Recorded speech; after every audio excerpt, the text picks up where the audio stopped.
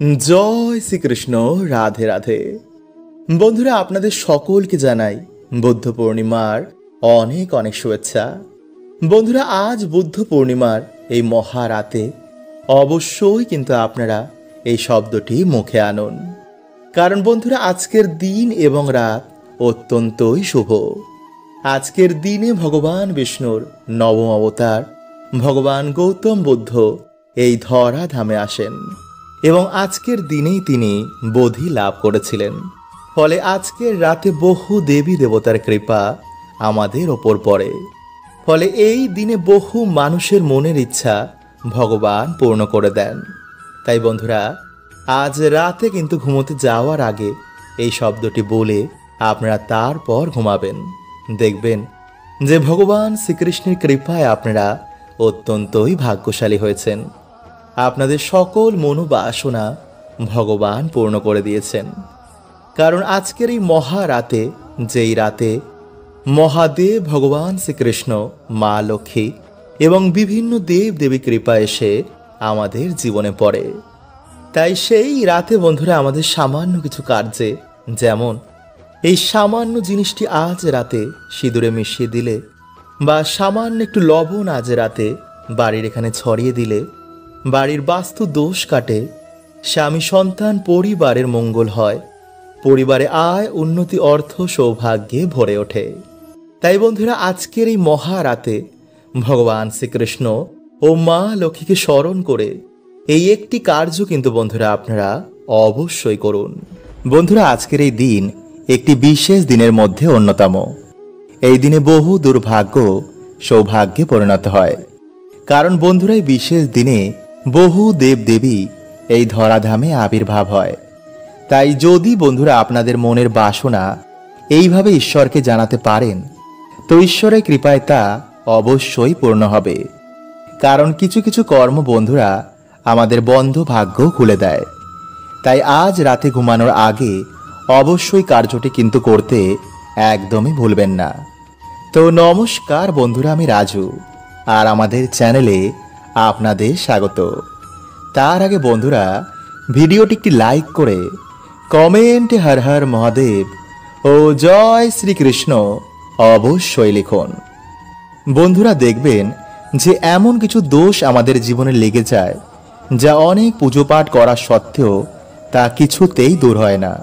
আর এর কারণ অনেক কিছুই হতে পারে, যেমন দেবতাদের অভিশাপ বা নেগেটিভিটির সমস্যা, বা কারোর অভিশাপ আপনাদের পরিবারে লেগে গেছে।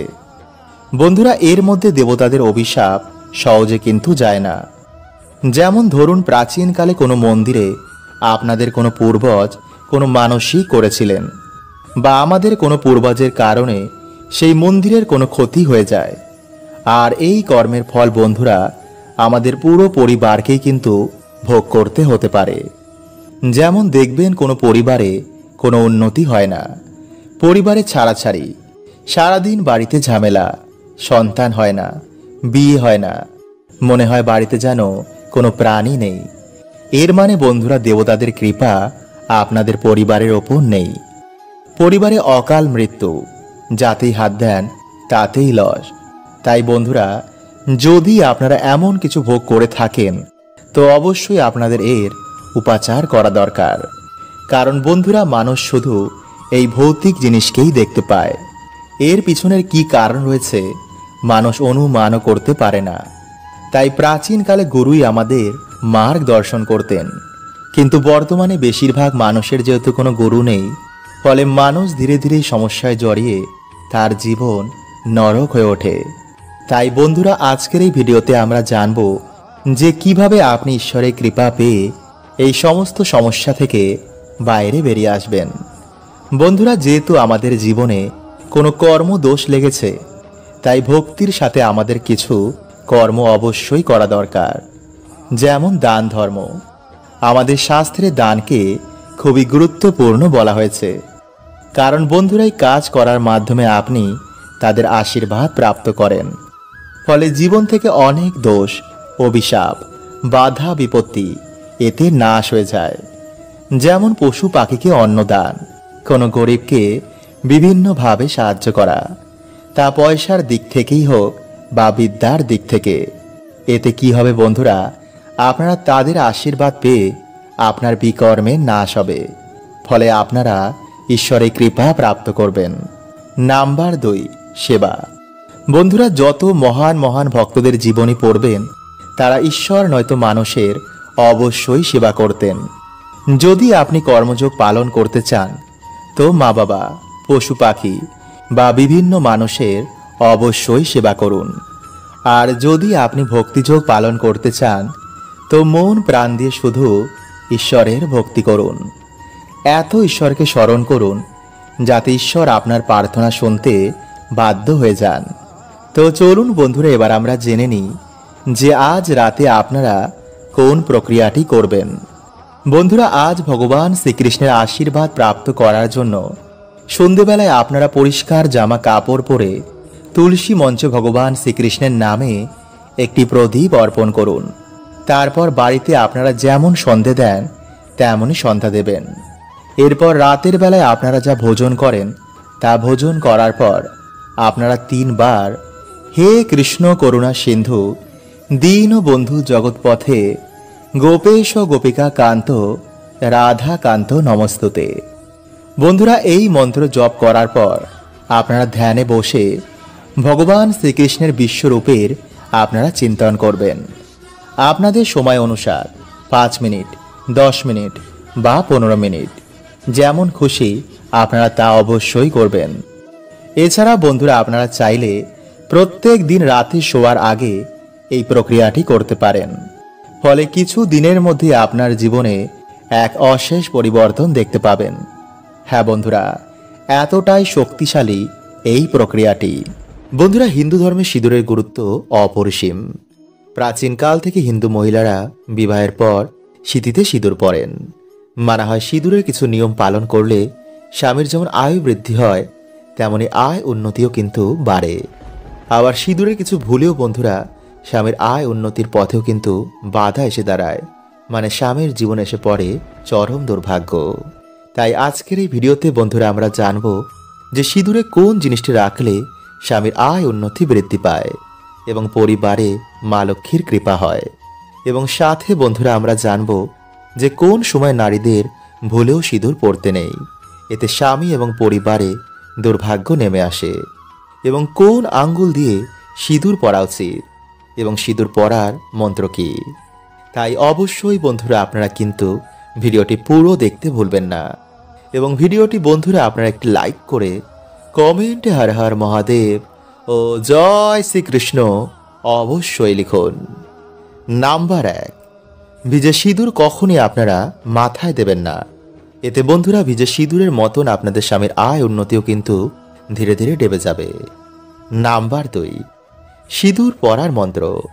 বন্ধুরা, বিভিন্ন জায়গায় সিঁদুর দেওয়ার বিভিন্ন মন্ত্র রয়েছে, যেমন কণ্ঠে ওম গোবিন্দায় নমঃ, কপালে ওম কেশবায় নমঃ এবং সিঁথিতে ওম কৃষ্ণায় নমঃ। নাম্বার 3, বন্ধুরা বর্তমানে অনেক নারী সিঁথিতে সিঁদুর দেয় না এবং অনেকে তো ডান দিকে তো কেউ বাঁ দিকে দেয়। কেউ কেউ তো আবার সিঁদুরের জায়গায় অন্য কসমেটিক্স ব্যবহার করেন। কিন্তু বন্ধুরা এমনটা করা কিন্তু মোটেও উচিত নয়, কারণ বন্ধুরা সিঁদুর হচ্ছে মা লক্ষ্মীর প্রতীক। এটি স্বামীর কল্যাণের জন্য, বাড়িতে আয় উন্নতির জন্য, বাড়িতে মা লক্ষ্মীর বসবাসের জন্য আমাদের পরা উচিত। নাম্বার 4, কোনো দ্বিতীয় ব্যক্তির কেনা টাকায় কিন্তু আপনারা সিঁদুর পরবেন না এবং নিজের সিঁদুর আপনারা কারোর সাথে শেয়ার করবেন না। এছাড়া আপনারা কোনো বিধবা মহিলাদের সামনেও কিন্তু সিঁদুর পরবেন না। এতে বন্ধুরা তাদের দুর্ভাগ্য আপনারা না জেনেই আপনাদের জীবনে ডেকে আনবেন। নাম্বার 5, হাত থেকে সিঁদুর পড়ে গেলে আপনারা কি করবেন। বন্ধুরা, শাস্ত্র বলছে যে হাত থেকে সিঁদুর পড়ে যাওয়া মোটেও কিন্তু কোনো শুভ সংকেত নয়। তাই এই সময় আপনারা একটু সাবধানে থাকবেন এবং সেই সিঁদুরের ওপর আপনারা কিছুটা তেল ফেলে দেবেন এবং কাপড় দিয়ে সেই তেল আপনারা সে সিঁদুর সমেত ভালো করে মুছে একটি গাছের গোড়ায় গিয়ে তারপর সে কাপড়টি ফেলে দেবেন এবং মা লক্ষ্মীর কাছে আপনারা সেই কার্যের জন্য ক্ষমা চেয়ে নেবেন। নাম্বার 6, স্বামীর উন্নতির জন্য, বাড়িতে সুখ শান্তি বৃদ্ধির জন্য আপনারা মাতা পার্বতীকে বা মাতা দুর্গাকে কিছুটা সিঁদুর অর্পণ করে সেই সিঁদুর থেকে আপনারা কিছুটা সিঁদুর নিয়ে নিজেদের সিঁদুরে মিশিয়ে সেই সিঁদুর আপনারা স্বামীর কল্যাণের কথা ভেবে আপনারা প্রত্যেক দিন স্বামীর উন্নতির কথা চিন্তা করে ব্যবহার করবেন। এছাড়াও যদি বন্ধুরা আমাদের বাড়িতে কেউ মারা যায়, মানে ওষুধ চলাকালীন সেই সময় বাড়ির মহিলাদের সিঁদুর ব্যবহার করতে নেই এবং তর্জনী আঙ্গুল দিয়ে সিঁদুর পরলে বাড়িতে শান্তি বাড়ে এবং মধ্যমা আঙ্গুল দিয়ে সিঁদুর পরলে স্বামীর আয়ু বৃদ্ধি হয়। বন্ধুরা এই দিনে ভগবান শিব ও ভগবান বিষ্ণুর পুজো আরাধনায় এক বিশেষ ফল প্রাপ্ত হয়। তাই এই দিনে বন্ধুরা আপনারা অবশ্যই ভগবান শিব ও ভগবান বিষ্ণুর মন্ত্র জপ করতে একদম ভুলবেন না। তাই পারলে আপনারা আজকের রাতে মহামৃত্যুঞ্জয় মন্ত্র ও মহামন্ত্র অবশ্যই জপ করুন। নাম্বার 2, বন্ধুরা লবণ আমাদের জীবনের একটি গুরুত্বপূর্ণ উপকরণ। খাবারে লবণ না হলে সেই খাবারের গুণমাত্রা একদমই কমে যায়। কারণ বন্ধুরা সায়েন্স বলছে যে কোনো মানুষ লবণ ছাড়া বেশি দিন বাঁচতে পারে না। এছাড়া জ্যোতিষ শাস্ত্র অনুসার আমাদের স্পিরিচুয়াল জগতেও কিন্তু লবণের এক বিশেষ ভূমিকা রয়েছে। লবণ নেগেটিভ এনার্জিদের শোষণ করে নেয়। তাই এর জন্য বন্ধুরা বলা হয় যে কোনো শত্রুর বাড়ি থেকে বা কোনো পাপী ব্যক্তির বাড়ি থেকে লবণ কখনো নিতে নেই, এমনকি কারোর কাছ থেকে কখনো লবণ দান হিসাবে নিতে নেই। এছাড়াও বন্ধুরা লবণের মাধ্যমে নবগ্রহকেও শান্ত করা যায়, ফলে সেই ব্যক্তি জীবনে আবার সুখ শান্তির মুখ দেখে ও মান সম্মান জীবনে প্রাপ্ত করে। তাই জ্যোতিষ শাস্ত্রী লবণের ব্যাপারে কিছু বিশেষ উপায়ের কথা বলা হয়েছে, যা করে আপনারা আপনাদের দুর্ভাগ্যকে সৌভাগ্যে পরিণত করতে পারবেন। বন্ধুরা হঠাৎ করে যদি আপনারা দেখেন যে আপনাদের বাড়ি থেকে সুখ শান্তি চলে যাচ্ছে, তো আপনারা কি করবেন, একটি কাচের গ্লাস নিয়ে তাতে জল ও লবণ মিশিয়ে আপনাদের বাড়ির দক্ষিণ পূর্ব দিকে সেটি রেখে দিন। পারলে আপনারা সেই গ্লাসের পিছনে একটি লাল রঙের আলো জ্বালিয়ে দিন এবং যখন সেই গ্লাসের জল ধীরে ধীরে শুকিয়ে যাবে, তখন আপনারা গ্লাসটি ধুয়ে আবার এই প্রক্রিয়াটি করুন। কিছু দিনের মধ্যেই বন্ধুরা এই জল আপনাদের বাড়ি থেকে সমস্ত নেগেটিভ এনার্জিদের শোষণ করে নেবে, ফলে আবার সুখ শান্তি আপনাদের বাড়িতে ফিরে আসবে। এছাড়া বন্ধুরা আপনারা রাতে ঘুমানোর আগে 1 চামচ লবণ আপনাদের মাথার ওপর থেকে 7 বার অ্যান্টি ক্লকওয়াইজ ঘুরিয়ে আপনারা বাড়ির বাইরে গিয়ে সেটি ফেলে দিন। এইভাবে বন্ধুরা আপনারা 3 থেকে 4 দিন করুন, অথবা রাতে ঘুমানোর আগে আপনারা 1 চামচ লবণ জলে মিশিয়ে ভালো করে হাত পা ধুয়ে তারপর ঘুমান। দেখবেন রাতে ভালো করে ঘুম হয়েছে এবং রাহু কেতুর অশুভ প্রভাব আপনাদের জীবনে পড়বে না। অথবা যদি বন্ধুরা আপনাদের বাড়িতে কিছুতেই ঝগড়া ঝামেলা অশান্তি এগুলো কাটছে না, তো বন্ধুরা আপনারা কি করবেন, কিছুটা সন্দক লবণ একটি কাচের পাত্রের মধ্যে রেখে আপনাদের বাথরুমে রেখে দিন, অথবা একটি লাল কাপড়ের মধ্যে বেঁধে এই লবণ আপনারা আপনাদের দরজার ওপরে টানিয়ে দিন। দেখবেন কিছু দিনের মধ্যেই বন্ধুরা আপনাদের বাড়িতে আবার সুখ শান্তি ফিরে এসেছে। কিন্তু বন্ধুরা এই লবণ আপনারা সপ্তাহে সপ্তাহে চেঞ্জ করতে একদম ভুলবেন না। হরে কৃষ্ণা, ওম নমঃ শিবায়।